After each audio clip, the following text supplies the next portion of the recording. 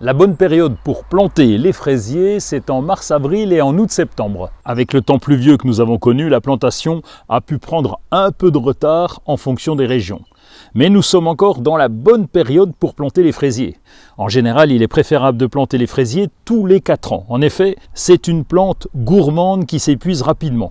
Elle épuise aussi le sol et il est préférable de les changer de place. Les fraisiers sont très souvent vendus en godet et vous avez le choix entre les remontants ou les non remontants. C'est un choix important parce que ça dépend de vos goûts. Vous préférez plutôt les confitures ou les fraises à croquer comme ça sur la plante. En général, pour les confitures, on choisit des fraisiers non remontants. Ce sont des pieds qui donnent des fraises une seule fois dans l'année. C'est en général au mois de juin ou juillet, en fonction de la météo et évidemment de la variété. La production arrive d'un coup et il faut cueillir et transformer dans la même période. C'est le cas des variétés comme Gariguette, Sifflorette, Belle Rubis ou Surprise des Halles par exemple. Les remontants, eux, donnent des fraises toute la saison du printemps jusqu'à l'automne, toujours en fonction des variétés.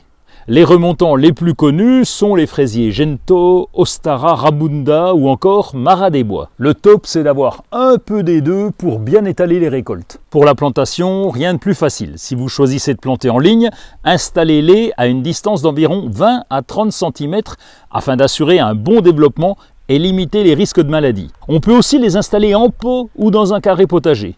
Le principe est toujours le même.